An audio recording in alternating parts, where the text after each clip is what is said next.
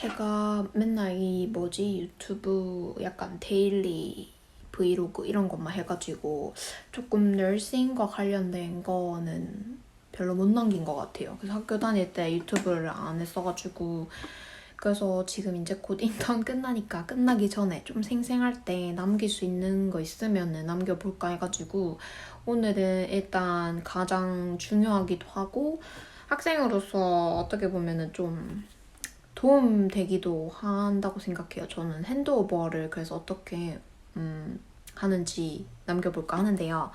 핸드오버도 여러 상황이 있는데 워드 베이스드로 실습을 할 때는 그 핸드오버를 보통은 다음 시프트 오는 널스들한테 많이 해줘요. 그래서 저는 오늘 그 상황을 예시로 핸드오버를 한번 그냥 제 나름 막 이름이랑 이런 거 지어서 그냥 기억에 남는 환자 케이스 하나 있어서 그걸로 예시로 남겨볼까 하는데 그 말고도 사실은 그 외에도 다양한 핸드오버 상황이 있어요. 뭐 의사들한테도 해야 되고 약사들한테, 피지오한테 가끔은 환자 뭐 보호자한테도 해야 될 때 있고 다른 그 QAS라고 여기는 QAS라고 하는데 그 앰뷸런스 엠보 그 패러메딕 팀한테 해야 될 때도 있고 그래서 좀 다양한 상황이 생기는데 가장 자주 하는 거는 널스들끼리 하는 거라서 그래서 그거를 조금 그냥 간단하게 영상을 기록해볼까 합니다.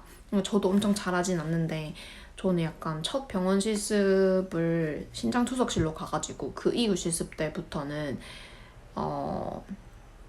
핸드오버가 엄청 중요한 실습들이었었어요. 사실 뭐 이전에 남긴 이머전시도 그랬고 현재 하고 있는 이런 메디컬 워드도 마찬가지고 서지컬, 베스큘러도 그랬고 그래서 굉장히 중요한 게 핸드오버가 아닌가라고 생각을 합니다. 그래서 근데 그거를 잘하면 다큐멘테이션은 그냥 쉽거든요. 그냥 그거를 글로 남기는 게 다큐멘테이션이 되니까. 근데 이제 제가 이걸 꼭 공유하고 싶었던 이유는 약간 그 ISBA라고 하죠. ISBA 그 형식에 맞춰서 하라고 유니에서 가르쳐요. 근데 저도 처음에는 굳이 널스들 중에도 그거 지키는 사람 없고 나는 왠지 학생이니까 막 계속 지켜서 하라고 하는 것 같고 처음에는 약간 불만이었거든요. 안 지키면 뭐라 하는 버스도 있었고 그래가지고 근데 막상 이제 학생이었었지만 경험이 쌓이고 그게 막상 익숙해져 보고 나니까 그게 이스바가 왜 중요한지 알겠더라고요. 그리고 별로 어렵지 않아요. 그냥 그대로 따르면 되는데 거기에 사실 우리가 언급해야 할 내용이 그냥 다 있는 거죠. 그래서 인트로덕션, 나 소개, 환자 소개하고 situation, 여기 환자 왜 왔는지 B, background, 이 환자 무슨 히스토리 있고 뭐 약간 걱정되는 뭐 precaution이나 뭐나 그런 거 좀 주의해야 될 사항들 말하고 A, assessment, 그래서 내가 오늘 뭐 했는지 뭐 옵스 했고 뭐 해줬고 뭐 블러드 테스트 했고 뭐 이런 거 내가 뭐 했는지 말하고 ISBARE, recommendation인가요? 그러니까 이제 그리고 앞으로 플랜이 뭔지 그런 거. 그러니까 이게 다 약간 뻔한 거죠. 그냥 뻔한데 지켜서 하는 습관을 들여놓으면 좋은 것 같아요. 특히 간호를 막 시작하시고 실습을 이제 막 시작하시는 분들은 그 이스바를 약간 무시 안 하셨으면 좋겠어요.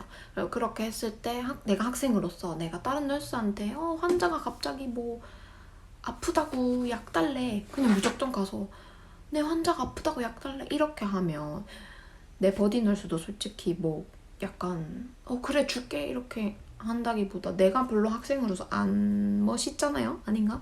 저는 그렇게 생각해요. 그래서 항상 이 환자 버디가 알아도 이 환자 뭐 예를 들면은 프랙처 있어가지고 저렇게 했는데 뭐 2시간 전에 이렇게 해서 뭘 줬는데 효과가 없어. 그래서 이걸 이렇게 할 수 있니? 뭐 알러지가 없고 어쩌고저쩌고 뭔가 그냥 그런 식으로 말하면 좋잖아요. 그래서 항상 이런 이스바나 그런 핸드오버 형식에 맞춘 연습을 많이 하는 게 좋다고 생각을 해요. 개인적으로. 그래서 그냥 이건 진짜 제가 가상으로 지어낸 이름과 그런 거기 때문에 실제 환자의 정보와는 무관함을 미리 말씀드리고요. 그래서 그냥 별거 아니지만 그냥 이런 식으로 하면 되는구나. 어떤 분에게는 참고가 되면 좋겠네요. 간호 학생도 화이팅입니다.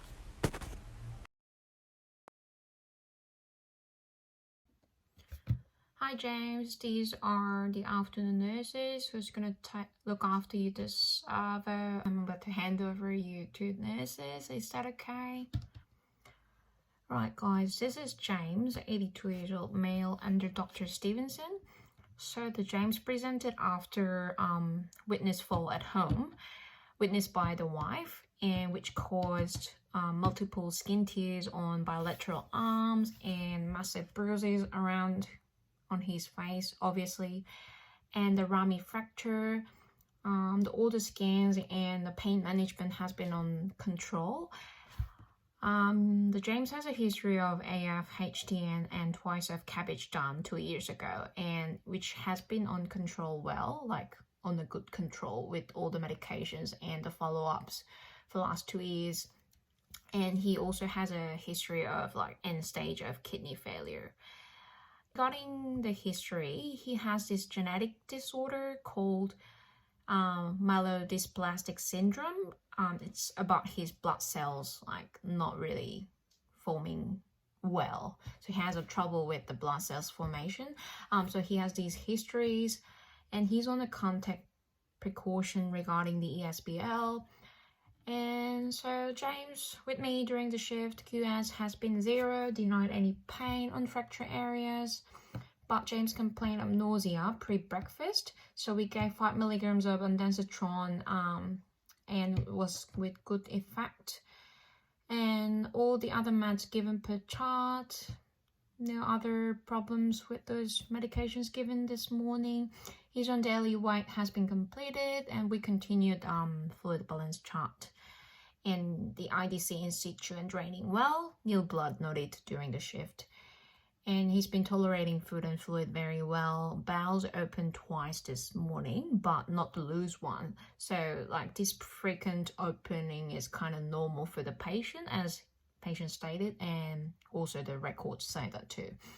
He mobilizes with Willie Walker under supervision and assisted with ADL. During his mobility, nil shortness of breath noted. Kind of stable on feet compared to when I firstly saw him like 10 days ago. And the most importantly, urethral stent has been done yesterday, and he's back to the ward around 5 o'clock last afternoon. And the blood result today shows the creatinine level dropped to 425 from 650. And also EGFR seems to be improved. So now it's up to 11, still abnormal compared to the normal ranges, but it seems like it's working since the stent yesterday. And also for the plan, the most important thing is regarding his myelodysplastic syndrome. So his platelet transfusions due this afternoon. I was literally waiting for the call from pathology, whether it's arrived or not. It hasn't been arrived, unfortunately, so we couldn't do it this morning. So his platelet level was around 90 after 2 different transfusions with us. So this is the 3rd time for him. So that's the thing we like for the plan for today. And doctor wants the blood transfusion when the HB level drops lower than 80, but he's been on good number so far, and it was 95 from today's result. And all the consent forms are valid, and patient and the wife also aware of all the plan. So that's him. Thank you, James.